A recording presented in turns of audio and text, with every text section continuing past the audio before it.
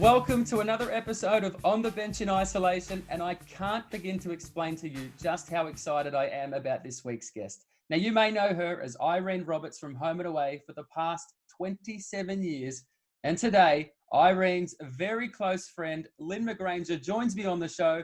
And Lynne, I can't believe I'm about to say these words. Welcome to On the Bench in Isolation. Oh, thank you so much, Frankie. It is my great honour and pleasure to be with you. And I have to say, I love the name. I love the fact that you could incorporate your surname into the show. I think that's a lifelong dream of mine, but McGranger's a really hard name to do anything with except be a surname. So anyway, well done. And I love the T-shirt and I love the mug. I love the product placement. That's very cool. Well, thank you so much. I don't know if it's going to serve me any good after this, but for now in isolation, it's worked well. So thank you for that. Brilliant. Well done. Now, firstly, if I can just say, you have been Irene Roberts for 27 years to so many people, and you are such a familiar person in a lot of people's lives. To call you Lynne is actually like calling your own mother or your school teacher by their first name. It feels weird. Well, it's a double-edged sword for me because obviously people know me as Irene. I've been Irene for a long time. I've been Lynne for a lot longer, FYI. But it's weird because when I go out, it drives me crazy when people call me Irene because I just think, come on, guys, I've been on telly for 27 years. You should know what my real name is. And but then when they do call out Lynne, I think I must know you. So it's that real double-edged sword, you know. Look, I understand it. It comes with the territory, and I will always be Irene or Reenie to a lot of people. You will, but for today, I'll go with Lynne. If that's what you'd like, let's go with Lynne because you are Lynne McGranger, and we've got a lot of Lynne McGranger stuff to talk about. So let's do that. Starting with, if you don't mind, last week there was a real panic online. There was a death hoax about yourself. Now, there's nothing funny about that, of course, but your response, however, was hilarious. Well, Frankie, it was peculiar. I'd been for my walk and I was up our local, just up the hill, what they do fabulous, the tuck shop at Glenhaven, and I had my coffee and I was waiting for my breakfast and my husband's breakfast to take away and bring it back home. And suddenly I got this message from one of the girls who's a writer at work, Freya, and she said, gee, you kept this pretty quiet. And I read, she posted the tweet and I literally went, like my coffee spat out of my mouth. Now, thank God for social distancing because I was a good way away from anyone, you know, thank goodness, because they would have thought I'd taken leave of my senses. I was so shocked, you can imagine my alarm. When I read this, I actually spat my coffee out. That was what I said to him. I'm not dead. No, thankfully. So weird. It was really an out-of-body experience. And what sort of coffee do you have, Lynne, when you spit it out? I do love a latte, a little bit hot, but not boiling, and with a bit of a zing in it, and usually some stevia or a sweetener in it. I must say, from a selfish point of view, I was like, of all the weeks for Lynne McGranger to die, did it have to be this week? I know. Woman has got no consideration. Now, you've been in isolation like we all have. How's it been for you? Look, not too bad. I have to say I've quite enjoyed the downtime. It's kind of made me take stock and made me enjoy the quiet moments. I've never been one of those people who has been able to slow down, and I'm even trying to learn to meditate. For Mother's Day, I got some of those earbuds, you know. Oh, yes. Those funny white things that people wear in their ears. They look like cigarette butts in people's ears. Yes. Thought it was an ashtray. Yes. So I've certainly learned that. I've been exercising for Australia, usually twice a day. I do a boot camp class. Yeah, I've been keeping busy, reading, of course, Lynne and Ada's book club, reading and doing stuff around the house. Let's just touch on Lynne and Ada's book club. Your dear friend Ada Nicodemu from Home and Away, also and otherwise known as Leah, How has the book club been? And are there any books that you could recommend to those that love a read? Oh, yes, yes, yes. The first book we read was a book by Trent Dalton called Boy Swallows Universe. Amazing. Amazing book. Like, it's not even written in a style that I normally like. Normally I quite like third person narrative, but it jumps all over the place, and it's set in the 80s in Brisbane, and there's drug dealers and criminals and young boys and families getting caught up in all of the comings and goings, and it's truly a remarkable book. Now, not only do you love reading, I've noticed that you love posting on Instagram. And if you don't mind, I'd like to go through a couple of the funny ones that you put up there. Are you still missing people you don't like? Isn't that great? Yeah, pretty much. Sometimes you do. You sit there and you start thinking about people. You go, I wonder how they're going to go. Wait a minute, I don't even like them. I'm not thinking about them. Now, I have to ask this next question, and I hope you don't mind, but your other post that you put up there was about about hiding coughs and farts. Now, are you still farting to hide your coughs? It was just one of those very clever things, because that's what people do. If they go, oh no, I'm about to trump and to cover it, but now you're going to cough. You want to distract from that, don't you? Absolutely. COVID-19 has sent us all into a spin. Summer Bay has been a bit of an unlucky town over the years. As we know, it's had earthquakes, cyclones, mudslides, explosions. Do you think, Lynne McGranger, do you think we may see some COVID-19 in the storylines to come? Look, I don't know.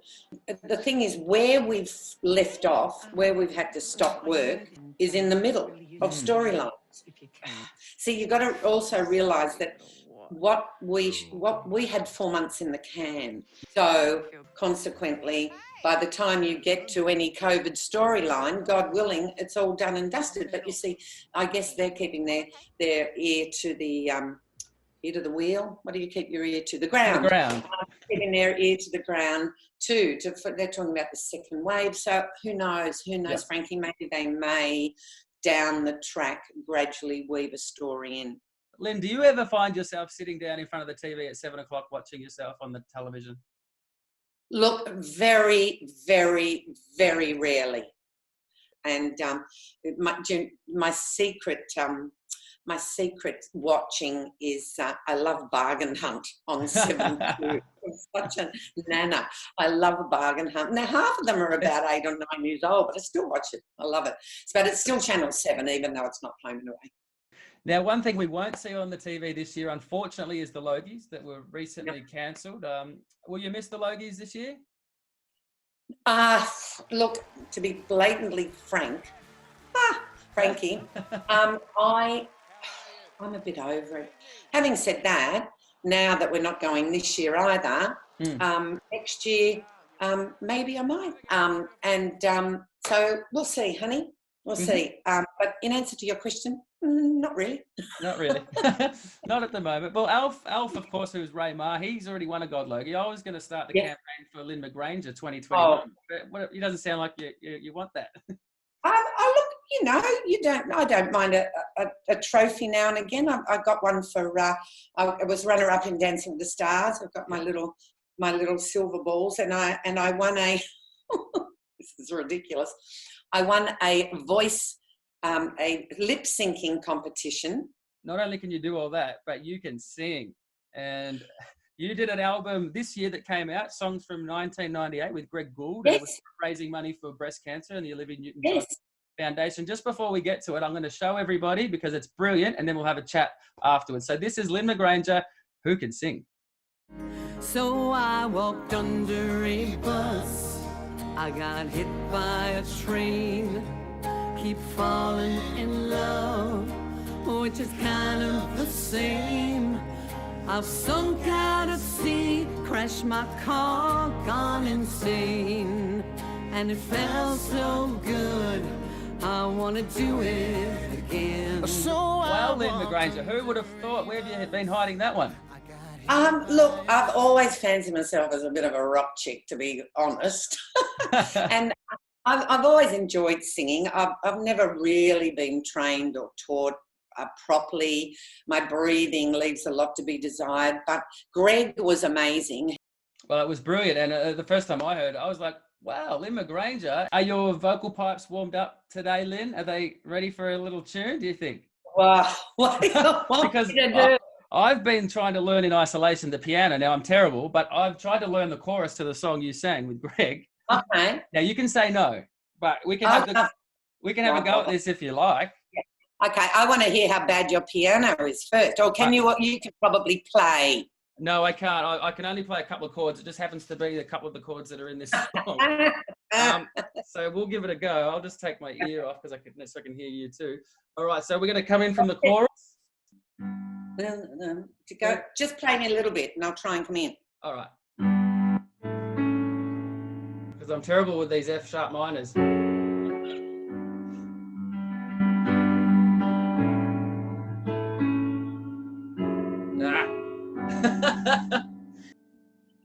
I tell you what, how about I sing it for you without you playing the piano? Oh, thank you, Lynn. There's a way to get a man drowning out of the water. I have your track actually ready to go. You can sing along to yourself if you'd like some music. All right. All right, here we go. This is Lynne McGranger live this time on the bench in isolation. Off you go. I got hit by a train. I keep falling in love, which is kind of the same. I sunk out at sea, crashed my car, gone insane. And it felt so good, I want to do it again. Lynne McGranger, what a sport and what a voice. Thank you so much for doing that off the cuff. And I'm so sorry about my terrible piano, all right? Oh, that's all right, love. I was never going to find the right key. I should have just done that. Would have sounded much better. Now, just before we wrap things up, we're getting excited because the footy is on its way back, we think, and you are, of course, a Sydney Swans fanatic and ambassador. How excited are you about the Swannies and footy coming back? Oh, I'm very excited. It'll be weird, particularly if there's no, well, it won't be, will there? There won't be any people at the game. But I am very excited. It is part of our culture and we love it, and it's entertaining, and it's something that a lot of people love on the weekend. One final one before I let you go. I've been wanting to know this one for many, many years. What is the best thing on the menu at the diner? Oh, Lord. Biodynamic eggs. What is that? It's actually, I've got no idea. But if you ever come to the set and you look at the what do you call it, blackboard with the, not the one that you rub out, but with the permanent, menu on it, biodynamic eggs. Wow. I'll have to give that one a go at my local. Yeah. Well, Lynn, thank you so much. It's been a real treat, and I wish you all the best, and we look forward to seeing things getting back to normal and home and away really taking off again throughout the rest of the year. Yeah. Fingers crossed. Thank you so much, Frankie, for having me. I really enjoyed it. Thank you so much for joining me. Now, it appears that I've got some piano that I need to brush up on, so I'm going to go and do that now. Until I see you again next time, thanks for joining me. Take care, everybody, and see you later.